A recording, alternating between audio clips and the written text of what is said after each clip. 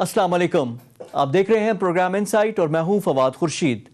Opposition की लाहौर जलसे की तैयारियां मुकम्मल है। अपोजिशन एक बड़ा शो करने के लिए तैयार है। दूसरी जानिब हुकूमत भी इसको डिस्करेज कर रही है। अब वफाकी काबीना की तरफ से, हुकूमत की तरफ से एक अहम फैसला जो आया है वो ये है कि रियासत के खिलाफ बगावत और बगावत पर उकसाने पर फौरी कार्रवाई होगी। दूसरा, हुकूमत ने जलसे की इजाज़त भी नहीं दी। इस्तीफ़ों का सिलसिला अपोजिशन की जानिब से अभी तक जारी है और एक इस्तीफ़ा बिलावल भुट्टो को भी मौसूल हुआ है। उनके तर्जुमान थे सेनेटर मुस्तफ़ा नवाज़ खोकर, उन्होंने भी अपने ओहदे से इस्तीफ़ा दिया है। वजाहत उनकी है कि पार्टी में बदस्तूर शामिल हैं। जो सियासी जो दर्जा हरारत है सर्दियों में बढ़ रहा है, हुकूमत की अपनी पोजीशन और अपोजिशन भी बिल्कुल अपने अंदाज पे, अपने मौक़िफ़ पे डटी हुई है। और कल का जलसा उनके जलसों की कल्मिनेशन है, उस पर भी बात होगी आज के इनसाइट में। साथ ही साथ मुल्क पे जो तपिदक की सूरत हाल है, ट्यूबरक्लोसिस से जो अमवात हो रही हैं, उस पर भी हम गुफ्तगू करेंगे। आज के इनसाइट में हमें ज्वाइन करेंगे नबील गबोल साहब, पाकिस्तान पीपल्स पार्टी के सीनियर हैं, उनसे हम गुफ्तगू करेंगे। साथ ही साथ मोहसिन बेग साहब सीनियर तज्ज़ियाकार भी शामिल गुफ्तगू होंगे। और आखिर में माहिर अमराज सीना से हम तपिदक के हवाले से बात करेंगे। लेकिन सबसे पहले बात करेंगे नबील गबोल साहब से। नबील गबोल साहब, अस्सलाम वालेकुम and welcome to the show. वालेकुम। नबील साहब, पीपल्स पार्टी हिस्सा तो है पीडीएम का, लेकिन सबसे ज़्यादा जो स्टेक्स हैं वो आप लोगों के हैं। सिंध में हुकूमत भी है, फिर आपकी सेनेट में भी मेजॉरिटी आप लोगों की है और कौमी असम्बली में भी साइजेबल एक प्रेजेंस है। और सिंध गवर्नमेंट, सबसे बड़ी बात वो है, जो पीडीएम के प्लेटफॉर्म पे जो इस्तीफ़ों की बात होती है तो पीपल्स पार्टी वाले सब ओनर्स उन पे ही आ जाता है। तो कितना प्रेशर है पाकिस्तान पीपल्स पार्टी पे? देखिए, शायद आपको पता नहीं होगा कि कल से हमने रेजिग्नेशन लेना शुरू कर दिया है और ऑलमोस्ट हमारे सारे रेजिग्नेशंस आ चुके हैं, कौमी असम्बली के भी और सूबाई असम्बली के। और रेजिग्नेशन जमा कर लिए हैं और हमने वो हवाले करने हैं मौलाना फजल रहमान साहब के हाथ में। वो कब स्पीकर साहब को भेजते हैं वो पीडीएम की मर्ज़ी है। हमारा काम था कि जो पीडीएम ने फ़ैसला किया हमने उसके मुताबिक रेजिग्नेशन अपने सारे अपने मेंबरों से ले लिए ऑलरेडी।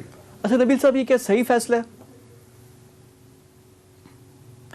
देखिए, इस हालात में मैं समझता हूँ सही फ़ैसला इसलिए क्योंकि हुकूमत वैसे ही हमारे नहीं सुन रही। अगर हम कुछ कहते भी हैं तो उसके बदले में प्राइम मिनिस्टर जो है वो हमारे ख़िलाफ़ कार्रवाइयाँ करते हैं, हमारे वर्करों को गिरफ़्तार करते हैं, हमें धमकियाँ देते हैं, फ़ोन टीवी पर आकर धमकियाँ देते हैं बाकायदा। आपने देखा होगा कि अपनी दाढ़ी पर हाथ रख के, हालांकि उसके पास दाढ़ी तो है नहीं, लेकिन फिर भी इस तरह की धमकियाँ मेरे ख्याल में वो स्ट्रीट बॉयज़ देते हैं।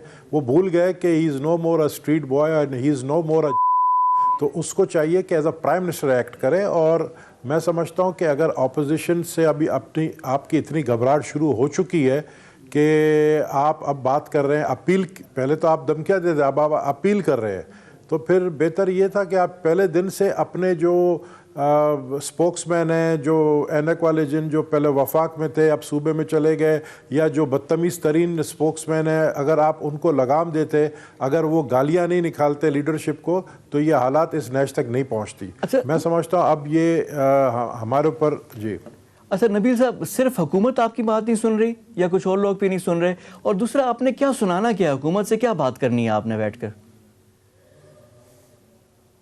हमें हुकूमत से आवाम के लिए बात करनी है। आवाम हमारी तरफ देख रही है, आवाम समझती है कि हुकूमत कुछ नहीं कर रही है। महंगाई, इन्फ्लेशन रेट, अब देखें महंगाई का जो रेट है इस साल 2020 में 2020 में आप देखें कि 11.9% तक चली गई। बांग्लादेश, अफ़गानिस्तान में 5 पॉइंट समथिंग है। तो जब थर्ड वर्ल्ड कंट्रीज़ में सबसे पीछे हम हैं और हम समझते इतनी महंगाई करने की वजूहात भी इनके अपने लोग हैं। अगर आटा चोर और चीनी चोरों को बचाया जाता है और उनको अपने साथ बिठाया जाता है और उनको अच्छी वजारतें दी जाती हैं, तो फिर ये क्यों प्राइम मिनिस्टर कहता है कि मैं करप्शन के ख़िलाफ़ हूँ, मैं एक एक करप्ट को नहीं छोड़ूंगा? फिर क्यों कहते हैं? आप पकड़े करप्ट को, आपने अपने करप्ट को जो है, जो आपके साथ काबीना में बैठे उनको नहीं पकड़ा है। आपको जब सुप्रीम कोर्ट कहती है, ये इस्लामाबाद हाई कोर्ट कहता है कि ये जो मुशीर हैं आपके साथ, ये काबीना में नहीं बैठ सकते, आप फौरी तौर पर उनको वजीर बना लेते हैं। तो मैं समझता हूँ कि हालात अब इस नैश तक पहुँच गई कि पाकिस्तान को बचाना है तो फिर इस हुकूमत से छुटकारा हासिल कराना हमें पड़ेगा, वरना आवाम हमें भी जूते मारेगी। अब तो इनको जूते मार रही है, इनके लोग, मैं चैलेंज करता हूँ इनके MNAs MPs को अपने हलके में जाकर बताएं, इनके लोग अपने हलके में नहीं जा रहे। تو میں سمجھتا ہوں کہ اب وقت آ چکا ہے کہ ان سے جان چھڑایا جائے. اچھا گبول صاحب، جب آپ بات کرتے ہیں حکومتوں کی تو اس میں سندھ گورنمنٹ بھی شامل ہے. ظاہری بات ہے 2.5 سال آپ کے ہو گئے، اس سے پہلے بھی حکومت تھی. اور مہنگائی کی بات کی نہیں ہونی چاہیے، لیکن مشرف دور میں بھی یہی تھا. آٹے کا بحران اس وقت بھی آیا، چینی کی خبریں ادھر بھی تھیں. پھر پیپلز پارٹی کی جب آپ کا دور حکومت تھا تب بھی انفلیشن ریکارڈ ہائی پہ گئی، کوئی حکومت نہیں گئی. نواز شریف دور میں بھی کرائسس آئے، ایک غذا کے خاص کر جو خوراک کی قیمتیں وہ بڑھی ہیں، اس حکومت میں بھی ہے. تو یعنی تو پھر تو تسلسل ہے. پھر عوام کس کے پاس جائے؟ یعنی آپ لوگوں کے پاس بھی مہنگائی تھی، نون کے پاس بھی مہنگائی تھی، پی ٹی آئی بھی مہنگائی کر رہی ہے، مشرف دور میں بھی مہنگائی تھی. تو پھر سولوشن کیا ہے؟ دیکھیں بھائی، ہمارے دور میں ہمیں کہتے ہیں نا یہ چور ڈاکو. عوام پتہ ہے بھی کیا کہہ رہی ہے؟ آپ چور تھے، ڈاکو تھے، کم سے کم ہمیں روٹی ملتا تھا، ہمارے پاس بجلی کے بل اتنے بڑے اماؤنٹ میں نہیں آتا تھا، ہمارے بچوں کو فیس دینے میں ہمیں دقت نہیں ہوتی تھی، ہمیں جو ہے اپنے بچوں کو کھلانے میں دقت نہیں ہوتی تھی، ہم نوکریاں دیتے تھے. انہوں نے آ کر جھوٹ بولا کہ ہم 1 کروڑ نوکری دیں گے. وہ کہاں گئے 1 کروڑ تو چھوڑے، انہوں نے ابھی تک 10 نوکریاں نہیں دی ہیں. انہوں نے کہا تھا ہم 50 لاکھ گھر بنائیں گے، 50 لاکھ گھر چھوڑے، انہوں نے ایک گھر بھی نہیں بنا کر کسی غریب کو دیا. ایک ڈیولپمنٹ کا کام آپ مجھے بتا دیں کہ یہ کر رہے ہیں تو ہم بولیں جی بڑا اچھا کام کر رہے ہیں. کراچی میں گرین لائن تیار ہے اور گرین لائن کے لیے بس تک نہیں دے رہے ہمیں، کراچی کے فنڈز ہمیں نہیں دے رہے ہیں. کراچی میں آ کر جھوٹ بولا کہ 11,000 ارب روپے ہم آپ کو دیں گے. کہاں گئے 11,000 ارب روپے؟ آپ کس کو بیوقوف بنا رہے ہیں؟ تو لیک آف گورننس ہے. لیک آف گورننس کی وجہ کیا ہے؟ اممیچور ٹیم ہے. اممیچور، دیکھیں یہ کرکٹ کا میچ نہیں ہے، یہ کرکٹ کا میچ نہیں ہے کہ کپتان جو ہے وہ اپنی ٹیم کو ادھر ادھر کر کے پھر اس کو ورلڈ کپ جتائے. یہ پاکستان کی حکومت آپ کو چلانی ہے اور آپ کے پاس ٹیم نہیں ہے، آپ کے پاس قابل لوگ نہیں ہیں، آپ کے مشیر وہ لوگ ہیں جو پہلے دوسری حکومتوں میں رہے ہیں. تو پھر آپ اس طرح کی باتیں نہ کریں نا کہ ملک کو ہم بحران سے نکالیں گے. ملک کو بحران سے نکالنے کے لیے آپ کہتے ہیں ڈائلاگ. پہلے تو آپ بات کرنے کے لیے تیار نہیں تھے، اب آپ NRO مانگ رہے ہیں. آپ کے وزیر آ کر جو ہے ہم سے رابطہ کرتے اور کہتے ہیں کہ یار اب مٹی پاؤ اور اب مفاہمت کی بات کرو. آپ نے شیخ رشید کو مفاہمت کے لیے منسٹر بنایا. کیا ہمیں نہیں پتہ کہ آپ نے کس لیے بنایا اس کو؟ کیونکہ ابھی آپ کا ٹون بدل گیا ہے، آپ گھبرا رہے ہیں، اور آپ ہی کہتے تھے کہ عوام کو گھبرانا مت، اب آپ خود گھبرا رہے ہیں. اچھا، یہ جو آپ نے ذکر کیا کہ شیخ رشید کو وزیر داخلہ بنا دیا گیا، حفیظ شیخ کی بھی لاٹری نکل آئی اسلام آباد ہائی کورٹ کے فیصلے کے بعد. اب وہ سینیٹر بھی بنیں گے اور فل فلیج وزیر بھی ہیں، آپ لوگوں کے ساتھ بھی تھے، آپ لوگوں کے بھی وزیر خزانہ تھے. تو شیخ رشید کو خاص کر لانے کا کیا منطق کیا ہے اس میں؟ کیا حکمت عملی کیا پوشیدہ ہے اس میں؟ دیکھیں شیخ رشید بڑا سیاںا بندہ ہے، وہ کبھی بھی کسی کے ساتھ بگاڑ کے نہیں چل سکتا ہے. اس کو پتہ ہے آج عمران خان کی حکومت ہے، کل بلاول کی حکومت ہوگی، پرسوں مریم کی حکومت ہوگی.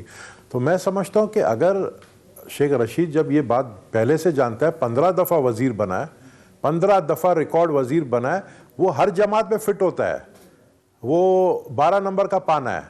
کسی بھی جماعت میں آپ اس کو ڈال دیں وہ فٹ ہو جائے گا. یہی عمران خان کہتا تھا میں تو کبھی اس کو چوکیدار نہ رکھوں. یہی عمران خان نے اس کو وزیر داخلہ رکھ لیا. تو میں کہتا ہوں کہ یہ مذاق ہو رہا ہے. آپ نے پاکستان کو بنانا ریپبلک بنا لیا ہے. ان کو لانے کا مقصد صرف یہ ہے مفاہمت. شیخ رشید بگاڑے گا نہیں کسی سے. شیخ رشید کو لانے کا مقصد ہے کیونکہ اس کی جماعتوں کے اندر کچھ دوست ہیں جو ان کے ساتھ ملتے بیٹھتے بات کرتے ہیں. اس نے آلریڈی رابطے شروع کر لی ہے. تو میں سمجھتا ہوں کہ یہ مفاہمت کی طرف یہ کوشش کر رہا ہے کہ اپوزیشن کو ٹھنڈا کرنے کے لیے، لیکن اب اس کو پتہ نہیں ہے کہ پانی سر سے اوپر چلا گیا. اپوزیشن جو ہے وہ ٹھنڈی نہیں ہوگی. کل کا جلسہ ریفرینڈم ہوگا عمران خان کے خلاف. یہ دنیا دیکھے گی کہ مینار پاکستان میں کتنے عوام کا ٹھاٹا مارتا ہوا سمندر پہنچے گی. اور یہ جتنا روکنے کی کوشش کریں گے، یہ جتنا گرفتاریاں کریں گے، ہم جیل براؤ تحریک کے لیے بھی تیار ہیں، ہم ان کے ساتھ لڑنے کے لیے تیار ہیں. انہوں نے ڈنڈے بنائے ہوئے ہیں، ہم نے بھی جھنڈے اٹھائے ہوئے ہیں جن کے نیچے ڈنڈے ہیں. یہ ہمیں ماریں گے، ہم اپنا بچاؤ اپنے ڈیفینس میں ہم بھی پیچھے نہیں ہٹیں گے. اچھا گبول صاحب، جس طرح آپ نے ذکر کیا، اب آپ نے کل آپ کا جلسہ بھی ہے. اب جلسہ از اے ڈبل ایج سورڈ کہ اگر آپ لوگوں کو بہت اچھا جلسہ ہو گیا تو لوگ کہیں گے ٹھیک ہے جی پاور شو ہے، اتنی اپوزیشن کی جماعتیں ہیں. کل اگر شو اچھا نہ ہوا اور لوگ اتنی بڑی تعداد میں نہ آئے تو پھر ریفرینڈم آپ لوگوں کے اگینسٹ تصور کیا جائے گا یا کوئی اتنی بڑی بات نہیں ہوگی؟ اول تو ایسی بات نہیں ہے. اول تو جو آج مجھے اطلاعات ہیں، ابھی میں نے سنا ہے کہ لاہور کے راستے سارے بند کر رہے ہیں، کنٹینر لگائے جا رہے ہیں. موٹر وے کے اوپر بھی جو ہے چیکنگ ہو رہی ہے کہ کون سی جماعت کا ہے. اس لیے میں رات کے اندھیرے میں جا رہا ہوں اسلام آباد, کیونکہ وہاں پر جو حالات ہیں وہاں ہمیں پہنچنا ہے. میں رات کو ہی مینار پاکستان پہنچنے کا پلان کر رہا ہوں. اسی طرح ہمارے ورکرز جو کراچی سے نکلے ہیں, لیاری سے بھی نکلے ہیں, پوری کراچی سے نکلے ہیں, وہ بھی جو ہے انشاءاللہ آج رات تک پہنچ جائیں گے.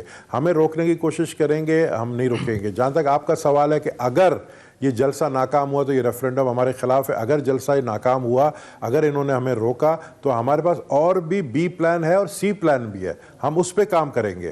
ہم اس پہ یہ خود روئیں گے. یہ این آر او کہہ رہے ہیں نا, این آر او, ہم کہہ رہے ہیں نہ رو, عمران خان نہ رو. یہ ہمیں کہہ رہے ہیں این آر او اب نہیں دیں گے, ہم ان کو این آر او نہیں دیں گے. اچھا, دوسرا آپ نے بات کی کہ جس طرح کہ ہم لوگوں نے استعفے دے دیے. اب Aitzaz S N P Peoples Party میں ہیں, ان کا موقف بھی آپ نے سنا ہوگا, دیکھا ہوگا, بہت زیادہ تشہیر ہوئی ہے اس کی.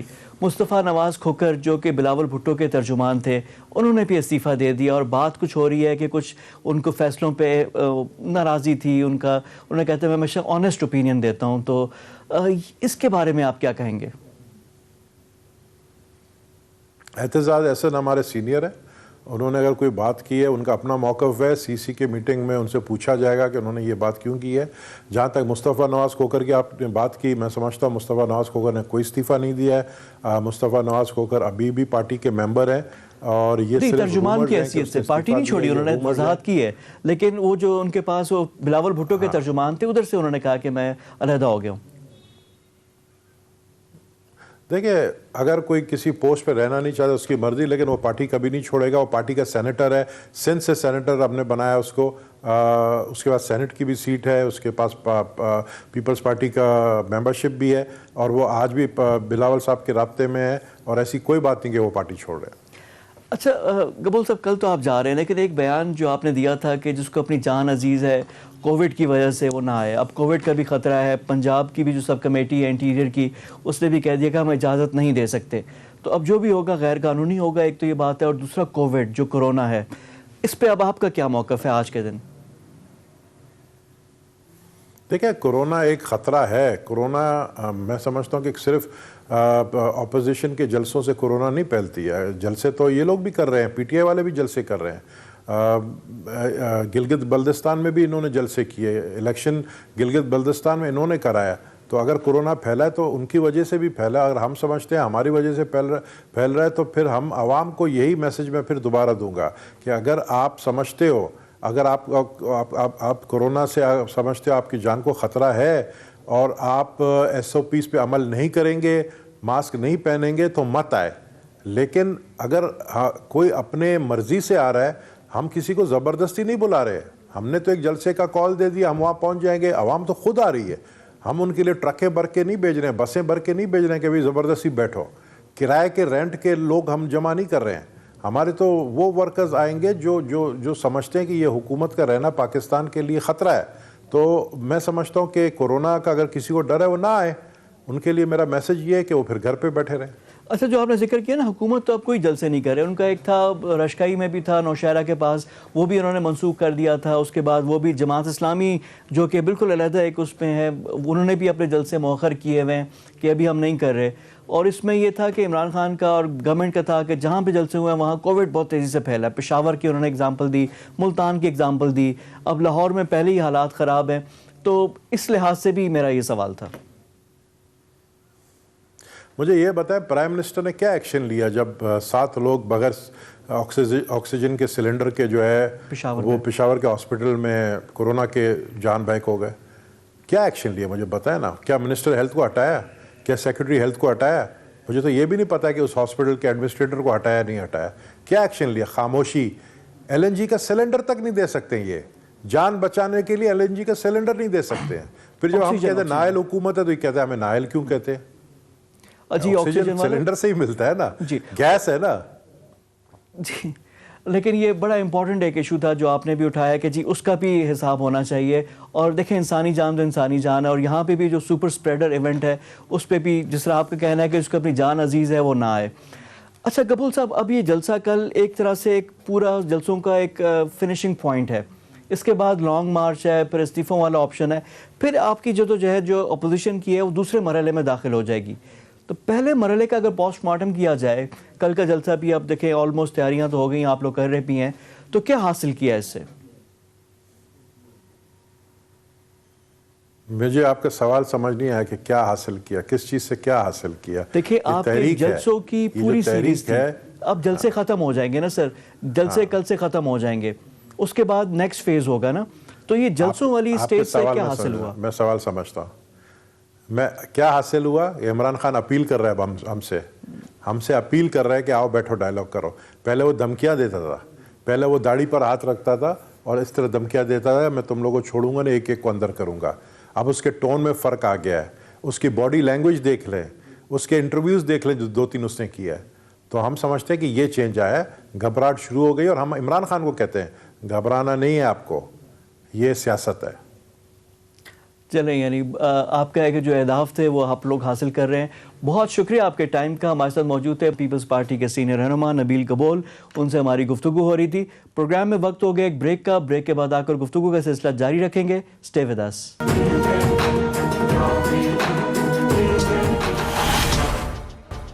بریک کے بعد پروگرام میں دوبارہ خوش آمدید. اب ہمیں جوائن کر رہے ہیں محسن بیگ صاحب، سینئر تجزیہ کار ہیں، ان سے ہم گفتگو کرتے ہیں. بیگ صاحب السلام علیکم اینڈ ویلکم ٹو دا شو. وعلیکم السلام جی، تھینکس. بیگ صاحب ٹو بگن ود، یہ جو پی ڈی ایم کا کل کا جلسہ ہے یہ تو ہو رہا ہے، پوری سیریز ہے جو ہو رہی ہے. اس ساری صورتحال میں جو گورنمنٹ کا ریئیکشن ہے اس کو آپ کیسے انالائز کر رہے ہیں، کیسے دیکھ رہے ہیں؟ کیا گورنمنٹ نے they have played the right cards? میرے خیال میں نہ انہوں نے رائٹ کارڈ پہلے کھیلے ہیں نہ اب کھیل رہے ہیں. مقصد یہ تھا کہ ان کو اگر انہوں نے جیسے ملتان میں جلسہ کر لیا، آپ نے رکاوٹیں ڈالی، وہ ایک پورا وہ سلسلہ چلا میڈیا کے اوپر 4-5 دن، اس سے ہائپ کریٹ ہوئی.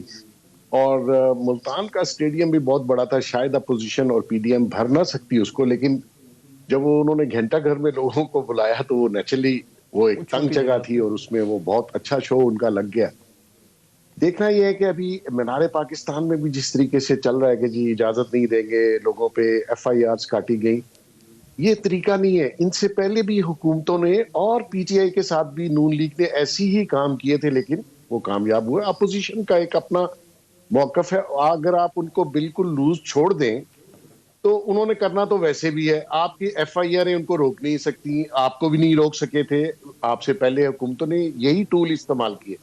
اب دیکھنا یہ ہے کہ آیا ان کو جلسوں سے پرابلم ہے یا جلسوں میں ہونے والی تقاریر سے پرابلمس ہے. وہ تقاریریں وہ روز کر رہے ہیں، وہ موقف وہ سب کو بتا رہے ہیں، سوشل میڈیا پہ ان کا چل رہا ہے. اگر آپ یہ سپیچ ان کی روک بھی دیں یا جلسہ نہ بھی ہونے دیں تو سوشل میڈیا سے وہ آن ہے. تو دیکھنا یہ ہے کہ گورنمنٹ خراب بھی ہو رہی ہے، ہائی بھی کریٹ ہو رہی ہے، لوگوں میں ایک تجسس آتا ہے کہ یار پتہ نہیں کیا ہو رہا ہے، منار پاکستان جانا چاہیے. تو یہ چیزیں گورنمنٹ کو چاہیے کہ اس کو سلو ڈاؤن کرے، لو ڈاؤن کرے. ان کے سارے منسٹر، ایک بیان آتا ہے 6 منسٹر اس کا جواب دینے کے لیے ٹی وی پہ حاضر ہوتے ہیں اسی وقت.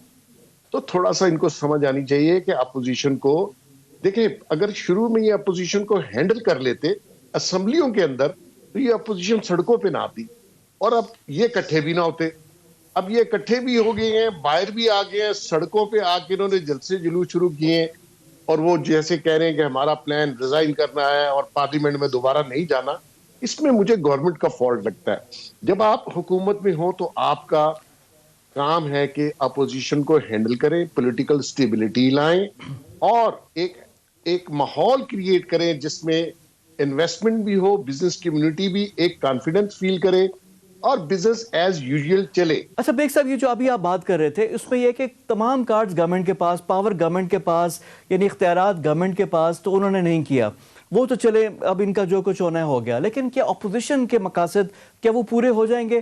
اب یہ کل کا جلسہ بھی ہو جائے گا، لانگ مارچ بھی ہو جائے گا، استعفے آئے نہ آئے مولانا کے پاس جمع کروا دیے، اپوزیشن کیا حاصل کر پائے گی؟ یہ تو وہی نا کہ وہ ڈیڈ لاک یہ ہے کہ اچھا ایک ایکٹیویٹی ہوگی، خون گرم کرنے کا ایک بہانہ ہو گیا، لیکن کنکریٹ کیا چیز ملے گی اپوزیشن کو؟ دیکھیں ان کو جو چاہیے تھا وہ ان کو مل چکا ہوا ہے. بیسیکلی عمران خان صاحب نے ان کی جو 2 مین پولیٹیکل پارٹیز ہیں پی ڈی ایم میں، پیپلز پارٹی اور نون لیگ، ان دونوں کے بارے میں الیکشنز اور اس کے بعد جو بیانیہ رکھا وہ کرپشن کا تھا اور وہ کافی حد تک لوگوں نے بائی بھی کیا اور عمران خان صاحب کو اور پی ٹی آئی کو ووٹ بھی ملے.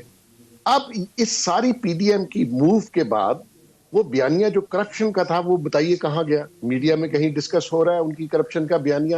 انہوں نے ایک نیا بیانیہ پی ٹی ایم نے اپنے پلیٹ فارم سے جاری کیا اور وہی دونوں پارٹیاں اس پی ڈی ایم میں متحرک ہیں اور بڑی پارٹیز ہیں.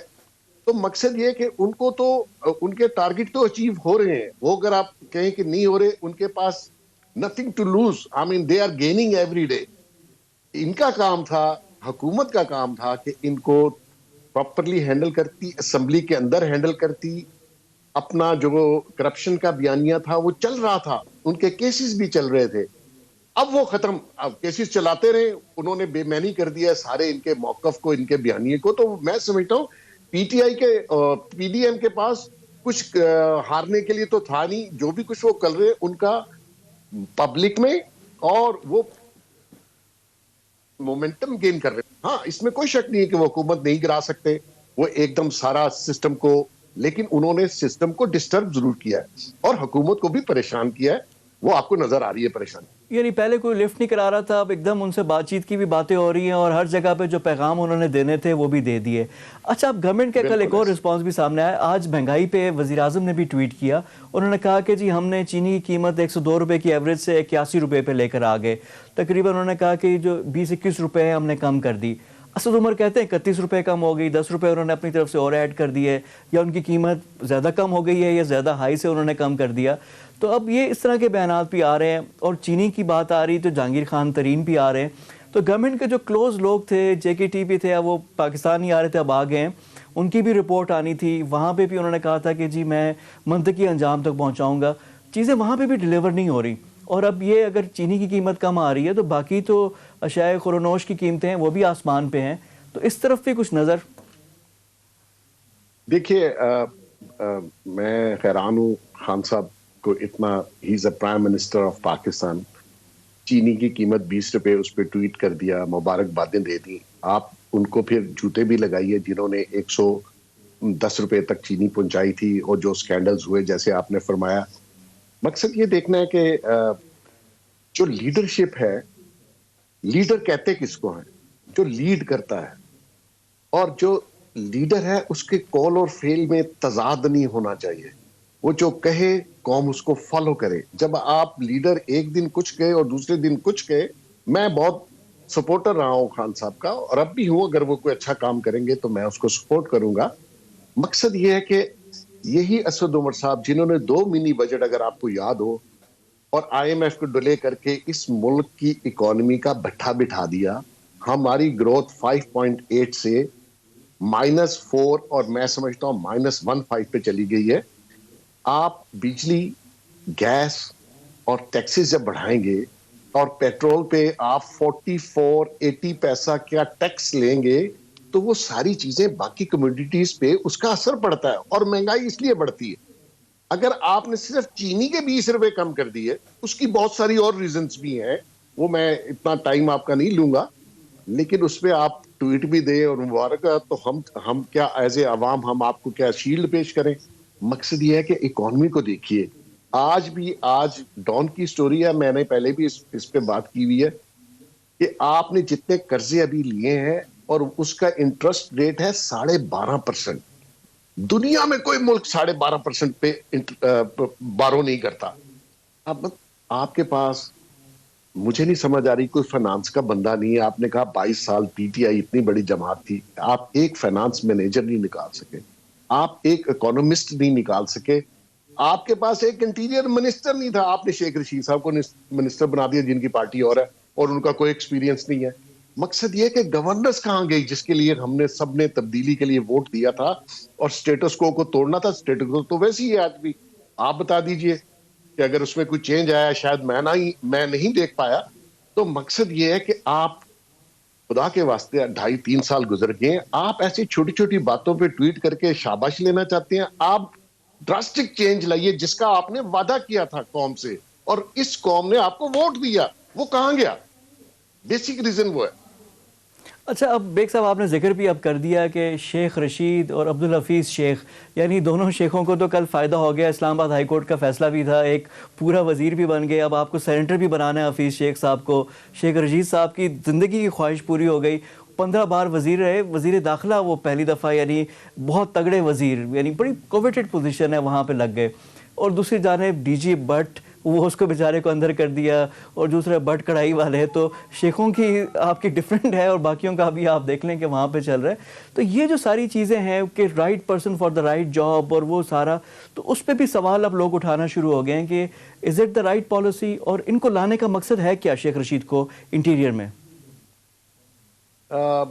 देखिए, मैं जितना, क्योंकि ये मेरे शहर से हैं शेख साहब, और मैं जितना इनको जानता हूँ और वो मुझे बहुत जानते हैं, he is a very weak person जिसका नाम शेख रशीद है। अगर राना सनाउल्लाह डायरेक्ट बड़क मार दें कल, तो मैं आपको यकीन से कह सकता हूं कि शेख साहब उसका जवाब भी नहीं देंगे, क्योंकि शेख साहब की लोग पिंडी वाले जानते हैं कितने बहादुर हैं ये। आई डोंट नो कि इनको क्यों लाए, और इनको अपनी जमात जो पीटीआई है उसका तो जनाजा निकला खान साहब ने, पीटीआई का, यानी कि खुद ही अपनी जमात की नफी कर रहे हैं आप। आपने कहा मैंने 22 साल स्ट्रगल की, जमात बनाई, वो जमात कहाँ है? वो नजर नहीं आ रही। पीटीआई का कौन है? उस्मान बुज़दार का कोई तल्लक पीटीआई से नहीं था। 1 महीना उसने पहले ज्वाइन किया इलेक्शन से, आपने उसको चीफ मिनिस्ट्री दे दी। इसी तरह शेख साहब का तल्लक पीटीआई से नहीं, आपने 2 सीटें उसको पिंडी से दी, और वो सिर्फ मरून मिन्नत ही पीटीआई का था। अगर पीटीआई का कोई बंदा खड़ा होता तो शेख साहब ना जीते। अब इंटीरियर मिनिस्ट्री दे के आपने आया, पीडीएम को कोई पैगाम दिया? तो मैं समझता हूँ कोई पैगाम नहीं है। जो काम, जो एक्सपीरियंस एजाज शाह साहब के पास था, डीजीआईबी रहे, होम सेक्रेटरी रहे, सेक्टर कमांडर है आईएसआई लाहौर के, तो उनके पास बेहतर एक्सपीरियंस था चीजों के लिए, ऐसे मिनिस्ट्रीज को चलाने के लिए। तो मैं नहीं समझता कि शेख साहब को लाके खान साहब ने क्या सोच के वो लाए हैं, मेरी समझ से बाहर है। और शेख साहब उनको क्या रिजल्ट देंगे? रेलवे में उनकी कारकर्दगी देख लीजिए आप, रेलवे में कितने एक्सीडेंट्स हुए, क्या कुछ हुआ, कोई बेनिफिट, कोई बेहतरी आई? नहीं आई।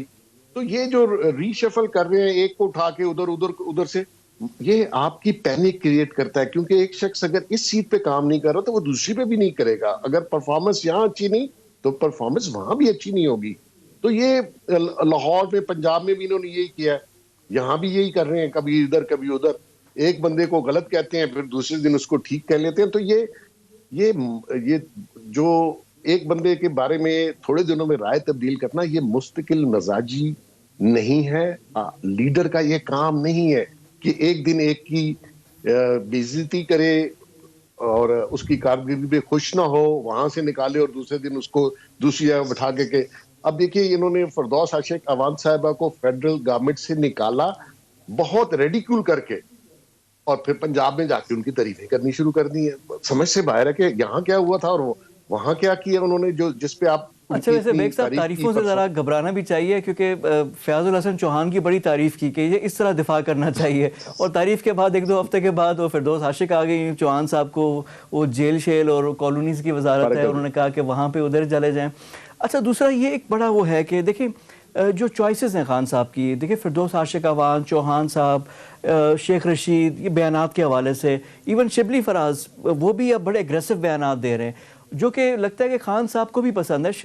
शहबाज गिल आप देख लें कि जो एग्रेसिव बयान देता है, सेनेटर फैसल जावेद, वो बड़ी, उनको एक वन अप मैच हो रहा होता है कि कौन ज़्यादा सख्त बयान देगा। मुराद सईद को भी कहा जाता है कि बड़ा पसंद किया जाता है कि जो टफ लैंग्वेज में बात करेगा उसको यानी टॉप पे पजीराई मिलती है। क्या ऐसा ही है? बिल्कुल ऐसा है जी। और जितने नाम आपने गिनवाए हैं, मैं ज्यादा नहीं कहता, लेकिन इन लोगों का पॉलिटिकल कैरियर नहीं है। इसमें मेजॉरिटी लोग, 1-2 को छोड़ दीजिए, उनका कोई तारफ खान साहब के तारफ के अलावा नहीं है, उनको पब्लिक नहीं जानती थी। जो लैंग्वेज वो इस्तेमाल कर रहे हैं, मैं समझता हूँ कि हमारे मुल्क में एक वज़ादारी का एक हमारा एक खलासा है कि हम वज़ादारी से काम लेते हैं, और पॉलिटिक्स में भी वज़ादारी होनी चाहिए। आप मुझे क्रिटिसाइज जरूर कीजिए, पॉलिटिक्स पे criticism is not a bad thing, लेकिन जो लैंग्वेज आप इस्तेमाल करेंगे फिर आगे से भी वो लैंग्वेज का उसी तरीके से जवाब आता है, जो कि हमारे कल्चर में मैं समझता हूँ कि अच्छी बात नहीं है। आगे ही बहुत बुरा हाल है और मजीद उसमें इजाफा हो रहा है। दूसरी बात यह है कि आप जितना अग्रेसिव बयान देंगे, खान साहब खुश होते हैं। खान साहब इनकी मीटिंग्स में भी मेरा ख्याल शायद इनको बैकअप करते हैं कि आप पढ़ जाएं।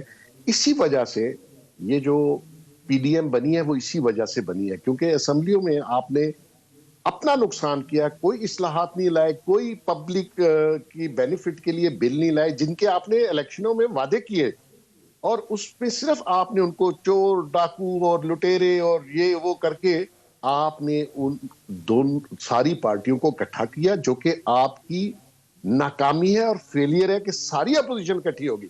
پھر آپ نے ان کو اتنے تانے مارے کہ وہ اسمبلی سے باہر نکل کے سڑکوں پہ آ گئے. اب وہ سڑکوں پہ آئے تو آپ کو پریشانی ہوئی, اور سڑکوں پہ آنے کا نقصان یہ ہوا کہ انہوں نے اسٹیبلشمنٹ کو بھی ٹارگٹ پہ رکھا, کیونکہ آپ کہتے ہیں ہم ایک پیج پہ ہیں, آپ نے ان کو بھی مروا دیا, پنڈی والوں کو بھی اور اپارا والوں کو بھی, ان کے نام آنے شروع ہو گئے. وہ بھی پریشان ہے کہ ایسی سپورٹ جو ان کو بھی کاسٹ کر رہی ہے. تو میں سمجھتا ہوں کہ تھوڑا سا ان کو اپنی پالیسیز پہ, آپ پرائم منسٹر ہیں, پاکستان کے پرائم منسٹر ہیں, اور یہ جو اپوزیشن ہے پاکستان کی اپوزیشن ہے, ان کو لوگوں نے ووٹ دے کر اسمبلی میں بھیجا ہے. میں نے نہیں دیا, لیکن ہزاروں کروڑوں لوگوں نے اس اپوزیشن کو ووٹ دیا ہے, اور ان لوگوں نے, پاکستانیوں نے ووٹ دے کے ان کو پارلیمنٹ میں بھیجا تھا. اور ہم نے اس لیے بھیجا تھا کہ آپ اپنے مسائل اور ہمارے مسائل پارلیمنٹ کے اندر حل کیجئے, نہ کہ سڑکوں پہ آ جائیں آپ 2 سال بعد. تو یہ گورنمنٹ کی ناکامی ہے ان کو سڑکوں پہ بھیجنا, اور یہ جو بیہیویئر آپ نے بتایا یہ مین وجہ ہے اس کی. چلیں بیگ صاحب, اسی میں ہی, اور خاص کر دیکھیں جو سوشل میڈیا پہ جو ٹرینڈز آئے تھے جو خواتین کے متعلق تھے, وہ انتہائی قابل مذمت ہیں, اور شوڈ بی کنڈیمڈ, اور وہ نہیں ہونا چاہیے کیونکہ ہماری اقدار نہیں ہے. بہت شکریہ آپ کے ٹائم کا. موضوع ہمارے ساتھ موجود تھے سینئر تجزیہ کار, ان سے گفتگو ہو رہی تھی. وہ کہہ رہے ہیں کہ حکومت کو اپنے گریبان میں دیکھنا چاہیے, خود احتسابی کرنی چاہیے. جو حالات اس نہج پہ آئے ہیں, ان کا تھیسس ہے, اس میں گورنمنٹ کو خود اپنے ہی لوگوں کی طرف اور اپنی ہی طرف دیکھنا چاہیے, تاکہ جس کی وجہ سے یہ ہوئے. گفتگو ہماری ہو رہی تھی محسن بیگ صاحب سے. اب یہاں پہ وقت ہو گیا ایک بریک کا. بریک کے بعد آ کر پروگرام کا سلسلہ جاری رکھیں گے. Stay with us.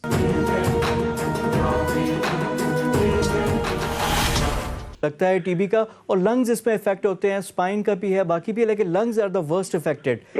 G primary اس میں انوالومنٹ جو ہوتی ہے وہ لنگز کی ہوتی ہے. اچھا, جو ہماری ویکسینیشن ہوتی ہے, جو بی سی جی ویکسینیشن ہے, بچپن میں جو حفاظتی ٹیکے لگتے ہیں, کیا اس سے ٹی بی رکتی نہیں ہے؟ جو بی سی جی ویکسین ہے یہ سیویئر ٹی بی انفیکشن سے بچاتی ہے آپ کو, کیونکہ ابھی ٹی بی کے بہت سارے نئے اسٹرینز بھی ہیں جن کا ابھی تک کافی زیادہ اسٹڈیز ہو رہی ہیں, کیونکہ بی سی جی ویکسینیشن ہمارے ملک میں وہ بھی پراپر نہیں ہو رہی ہے. اور دوسری بات ہے کہ بی سی جی ویکسین اس بات کی ضمانت نہیں ہے کہ آپ کو پرائمری پلمونری ٹوبرکلوسس نہیں ہوگی. بی سی جی ویکسین آپ کو ایکسٹرا پلمونری ٹوبرکلوسس کے لیے تو بچاتی ہے, لیکن پلمونری ٹوبرکلوسس میں صرف اور صرف سیویئر انفیکشن سے بچاتی ہے آپ کو. اچھا, یہ اگر اتنا بڑا یہ ہیلتھ کا ہے, ابھی بھی ڈونرز کے پیسوں پہ یہ چل رہی ہے, جو ہمارے لوکل پروونشل ہے وہ نہ ہونے کے برابر ہے, اس پہ کافی چیز ہے. اور پھر جو ایک بڑی تعداد میں جو لوگ ہیں, آپ 25,000 کا فگر آ رہا ہے, جو کہ ٹی بی ریزسٹنس ہیں, جن کی جو دوائیاں ہیں, جو آپ کی جو میڈیکیشن ہے, اس کا اثر نہیں کر رہی. اس کے لیے ہم کیا کریں؟ اس کے لیے اصل میں جو اس کو کہتے ہیں ملٹی ڈرگ ریزسٹنٹ ٹوبرکلوسس, اس میں بھی پاکستان ہمارا 5ویں نمبر پہ ہے. تقریباً اس میں نئے جو کیسز ہیں اس میں 4.2%, اور جو آلریڈی جو ری ٹریٹمنٹ یا ٹریٹڈ کیسز ان میں 16% لوگوں میں ملٹی یا مزاحمتی ٹی بی آ گئی ہے. اس کی بڑی وجہ یہ ہے کہ ایک تو ٹی بی اپنے اسٹرین چینج کر رہی ہے, دوسری وجہ یہ لوگ پورا کورس مکمل نہیں کرتے. اس میں منیمم جو ہے فرسٹ لائن جو ہم لوگ کورس کراتے ہیں وہ 6 منتھس ہے. تو اگر یہ لوگ بیچ میں 2 مہینے 3 مہینے, کیونکہ لمبا کورس چلتا ہے تو لوگ اس کو چھوڑ دیتے ہیں. پھر ہماری کمیونٹی میں, میں نے پہلے بھی آپ سے عرض کی کہ اویئرنیس کا بڑا پرابلم ہے, ہم لوگ پراپر لوگوں کو گائیڈ بھی نہیں کرتے.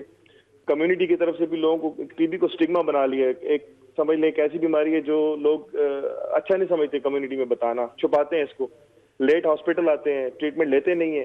تو اس وجہ سے یہ جو پرائمری ٹی بی ہے یہ مزاحمتی ٹی بی بن جاتی ہے, M D R multi drug resistant T B بن جاتی ہے, and which is very difficult to treat. اچھا, اب اس پہ باٹم لائن ہے کیا؟ یعنی ایک تو یہ کہ ہمیں آگاہی زیادہ اس کی کرنی چاہیے, اس کو بڑا سیریسلی لینا چاہیے. دنیا بھر میں تقریباً 20 لاکھ لوگ ہیں جو ہر سال ٹی بی کی وجہ سے اپنی جان سے ہاتھ دھو بیٹھتے ہیں. 90 لاکھ لوگوں کو لگتا ہے. پاکستان میں بھی یہ فگر بڑا ہائی ہے, 5ویں نمبر پہ ہم ہیں, انڈیا, چائنا, انڈونیشیا, فلیپینز کے بعد. اب ڈاکٹر صاحب, یہ تو ہم لوگ سارا جو کریں گے تو کریں گے, آگاہی بھی ہو جائے گی, لیکن گورنمنٹ کو کیا کرنا چاہیے اس کو, اور کس طرح ہم اس کو مزید سیریسلی لے کر دنیا سے اس کا خاتمہ کریں اور پاکستان اپنا رول پلے کرے؟